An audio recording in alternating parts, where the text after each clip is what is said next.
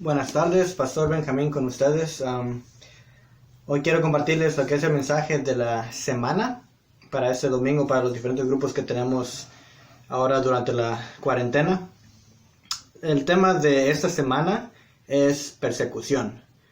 He estado escuchando esta palabra más de lo que quisiera escucharlo. Sé que es algo muy importante en cuanto a las escrituras, sé que es algo que necesitamos saber como congregación, como iglesia. Sin embargo, quiero darle otro ángulo o otro lado de la moneda, como dicen, de esta definición de persecución. Casi siempre cuando se habla de persecución, y más en algo que tiene que ver con la congregación o la iglesia, se refieren exclusivamente a una persecución externa y agresiva y negativa hacia nosotros, lo que es la iglesia de Jesucristo. Sin embargo, no es toda la definición de persecución, aunque estoy haciendo énfasis en el lenguaje de español, no en el inglés. Y una definición que quiero dar para dar a entender y enfocar el mensaje de hoy es persecución: seguir a algo o a alguien con la intención de alcanzarle, buscar con insistencia o molestar a alguien para tratar de alcanzar algo. Esa es la definición y el ángulo con el cual quiero abarcar este tema de persecución.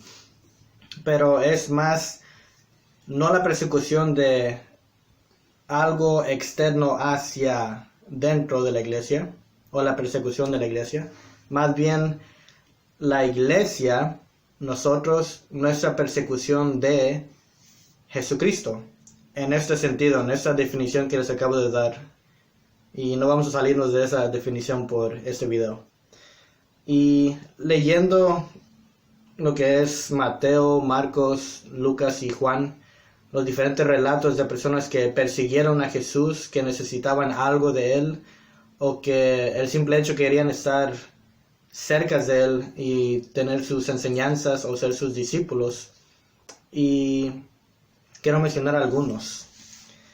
Dentro de las personas y diferentes relatos de personas que perseguían a Jesús, que insistían con tal de alcanzarlo, había ciegos tropezando y chocando en una multitud con tal de alcanzar a Jesús. Yo sé que muchas veces leemos esas historias y los leemos y entendemos algunas cosas, pero si lo recreas en tu mente, si lo piensas, si lo imaginas, tú has visto a un ciego caminar en la calle y sabes lo cuidadoso que tiene que ser para poder cruzar una calle, para ir al mercado o cualquier asunto. Imagínate ese ciego tratando de alcanzar a alguien dentro de una multitud. Es casi imposible. Y no solo imposible, sino que es muy difícil y no se va a ver bien. Va a tropezar, va a chocar, se va a golpear. Imagínense eso en este tiempo donde había multitudes siguiendo a Jesús. Había leprosos rompiendo protocolos de aislamiento y social distancing, exponiéndose al pueblo que los había expulsado y desertados, con buena razón, y con toda la pequeña posibilidad de que Jesús quisiera sanarlos de su enfermedad o plaga. Había diferentes hombres y mujeres de autoridad y prestigio en las diferentes ciudades donde andaba Jesús, y esas personas se humillaban y rogaban a Jesús por un milagro, aún teniendo autoridad, aún teniendo dignidad, por así decirlo. Se humillaron voluntariamente. Jóvenes haciendo el ridículo e improvisando con tal de traer ante Jesucristo a su mejor amigo para ser salvo o sanado. Mujeres de mala reputación, sin dignidad ni derecho ni siquiera a dirigirse a Jesús, aún así, con humildad y vergüenza, buscaron estar con él.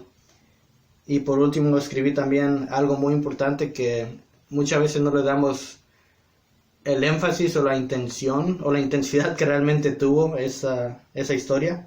Familias enteras rendidas a merced del poder y misericordia de Jesús, al seguirlo, a recibir sus enseñanzas en lugares desiertas y aislados o lejanas. Y es la historia, las dos historias que recuerdo de la manera en que Jesús multiplicó el pan, los peces y dio de comer a multitudes. Si lo piensas bien, y él mismo lo dice, que si los hubiera despedido, no hubieran alcanzado a llegar a las ciudades, a las casas, sino que desmayarían. Probablemente morirían porque estaban ahí mucho tiempo y estaban lejos. Hay dos asuntos, dos puntos de vista o dos temas en cuanto a esto que quisiera que discutieran en su grupo los domingos. Uno es, tú como persona, o si tienes familia, esposa, hijos, como familia, ¿cuáles son las cosas que tú persigues?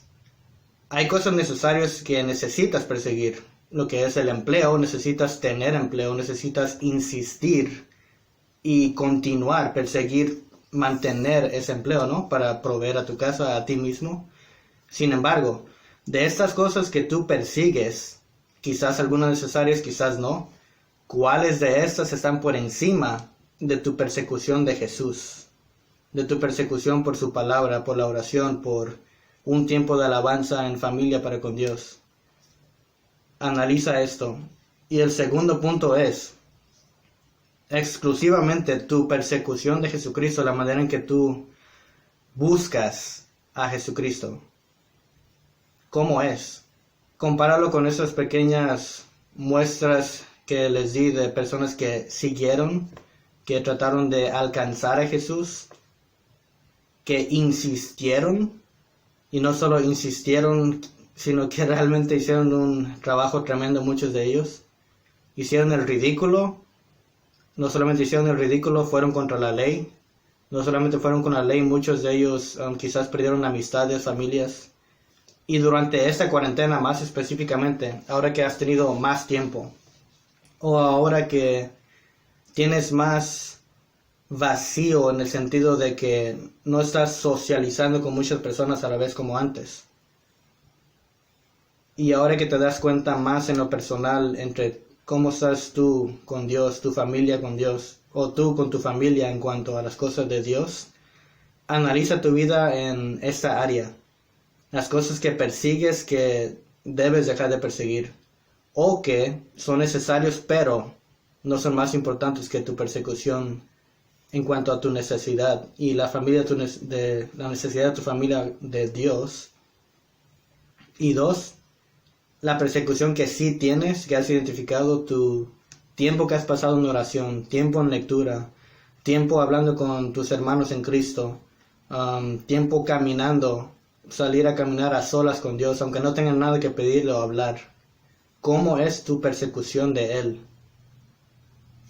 Y no quiero meterme mucho en ese tema porque pues yo sé que es individual y lo van a platicar en sus grupos, y ese es el propósito de esos videos. Provocar preguntas, pláticas, conversaciones. Y eso es lo que yo quería compartirles. Tengo mucho más que decir, pero lo voy a compartir en el grupo que tengo. Y si quieren saber más, tienen mi número, tienen mi Facebook, mi Messenger. Y espero verlos muy pronto. Bendiciones.